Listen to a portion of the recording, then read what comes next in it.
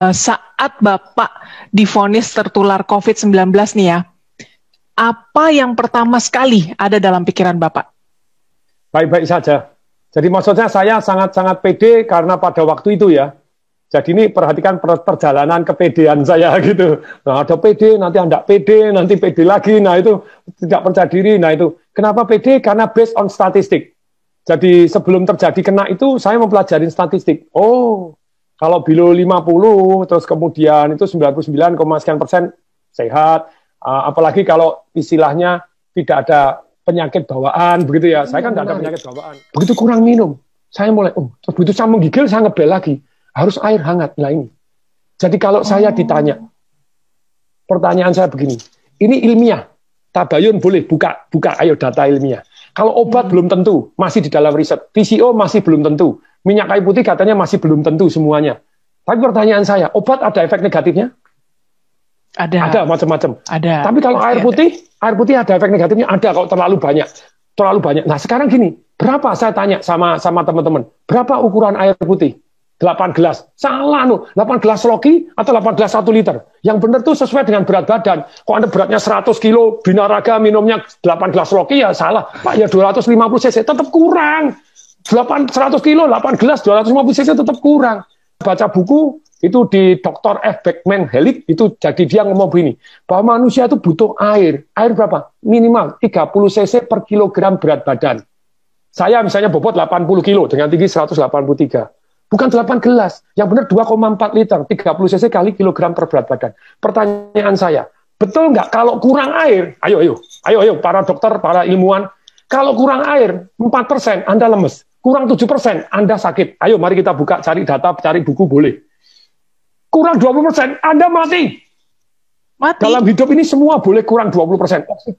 Mati. Anda kurang 20% apapun boleh. Kurang protein, kurang kalsium, kurang oksigen 20% Anda masih hidup. Tapi kurang air 20%, you die.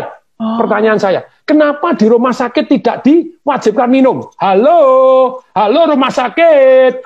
Ini penting sekali. Kenapa tidak diwajibkan minum? Lupa tuh kan harusnya minum sadar sendiri. Tidak bisa. Saya ini tidak punya pengalaman sakit, saya diinfus. Karena diinfus saya pikir tidak perlu minum. Jadi saya merasa kondisi saya drop luar biasa karena kurang air. Nah sekarang kan sudah ada penelitian bahwa ternyata kalau yang namanya orang kena COVID itu darahnya mengental, makanya dikasih heparin, dikasih aspirin. Kenapa dikasih heparin? Suruh minum, woi. Wajibkan minum, diukurin, air hangat. Halo, please deh tolong disampaikan ke semua rumah sakit, semua orang-orang dokter-dokter, please. Karena ini ilmiah. Anda bilang kalau PCO belum terbukti obat-obat, Actemra apakah pasti saya dikasih Actemra, satu suntikan 12,9 juta. Ternyata saya baca, betul itu menurunkan inflamasi. Tetapi kalau Anda kena pneumonia, kena TBC, kena itu mati loh. Banyak yang itu ada penelitian tuh, dikasih 5, ada yang ini mati loh, ada yang bahaya. Makanya saya suruh tanda tangan tuh, if something happen. Nah kalau itu belum terbukti menyehatkan, kalau air terbukti kalau kurang mematikan, kenapa tidak diwajibkan minum? Hoi. Sorry, saya sangat-sangat emosional karena saya ngerasain tidak bisa bernapas seperti apa. Mestinya kan air toh, supaya airnya, aduh nih, jadi diwajibkan minum. Jadi wajib, diukurin, wajib minum, ayo minum sedikit, 100 cc air hangat, 100 cc air hangat. Kalau Anda tidak percaya, perhatikan, kalau Anda lagi demam panas, Anda minum air hangat langsung, Anda beres keringetan, diukur, langsung suhunya turun kok.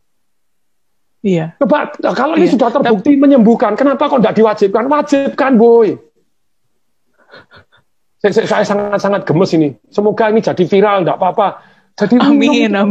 Diwajibkan. Jadi jangan obat doang, jangan infus doang. Kok memang kurang, harus wajib dijami. Sekian minum sudah belum, diukurin, diiniin, kasih air hangat. Nah kan tubuhnya jadi darahnya jadi mengalir lebih lancar. Terbukti. Kemudian dong, minum. Lebih kemungkinan sehat lebih tinggi daripada Anda tidak perhatian terhadap mereka minum nggak. Ketika orang lemes, gini diinfus terus kemudian tidak minum, lah ya kasihan toh ya. Nanti dites darah tidak keluar, dianggap darahnya mengental. Setelah mengental dikasih heparin, dikasih aspirin. Aduh, suruh minum. Wajib. Minum air putih hangat ya. Air putih hangat itu yang paling penting ya, Pak Atung ya. Dan ukurannya 30 cc per kilogram berat badan. Karena tadi kalau air terbukti penting, kenapa tidak diwajibkan minum air? Pernapasan penting, kenapa tidak diwajibkan? Jadi jangan hanya obat boleh, please deh. Sejauh Anda tahu boleh, tapi kalau air terbukti kurang mematikan, kenapa tidak diwajibkan minum air? Air hangat, woi. Kalau air sudah terbukti gini, ya harus kasih deh. VCO sambil jalan, kenapa Anda? Itu Pak, itu masih mitos, belum terbukti. Loh, kalau belum terbukti, obat Anda apakah sudah pasti terbukti? Kalau obat sama-sama belum terbukti, ini efeknya lebih ringan. Dan kalau Anda percaya enggak, kalau Anda yang sakit, saya enggak memujikan Anda sakit, siapapun Anda yang sakit, apapun dilakukan loh. Suruh minum obat ini, nanti kalau kemungkinan mati ya daripada ini ya, batik suguhan ya apa ya, suruh apa ini. Lah kalau VCO kan baik-baik gitu ya, kenapa enggak gitu loh. Jadi ada penelitian bahwa ternyata orang yang gembira itu megahertznya tinggi, orang yang marah megahertznya rendah, dan orang yang megahertznya rendah kena sakit macam-macam. Jadi itu dokter penelitian, jadi orang-orang ternyata yang sakit itu gelombangnya beda dengan orang yang sehat. Nah kalau orangnya supaya gelombangnya naik, nah itu ada perasaan bersyukur, penuh harapan, terus kemudian juga nyanyi-nyanyi, itu nyanyinya tentu saja nyanyi yang gembira, nyanyi yang sedih-sedih gitu. Terus kemudian ketawa tanpa sebab. Sekarang hati yang gembira, boleh kok, ayo tabayun kepada saya buka-bukaan zata gitu ya. Kenapa nggak diwajibkan? Yo, kenapa nggak diwajibkan kalau ternyata secara ilmiah terbukti bahwa menaikkan imun sistem dan megahertznya tinggi, energinya tinggi. Kenapa diwajibkan? Nyanyi bareng, ayo nyanyi walaupun pakai masker, nyanyi, nonton video lawak, itu diwajibkan. Kan itu cost nothing. Kalau diperkenankan Tuhannya.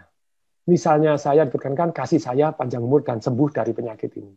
Tapi kalau saya harus diambil, izinkan ya, diambil dengan gembira. Harus protokol kesehatan. Ya, iya. Itu dari saya. Iya. Baik Pak Tung, terima kasih banget Pak sudah mau sharing sama Tagar TV. Sehat terus Bapak, dan semoga kisah ini bisa memotivasi mereka yang sedang berjuang melawan corona ya Pak ya. Ya. Salam dahsyat. Salam dahsyat.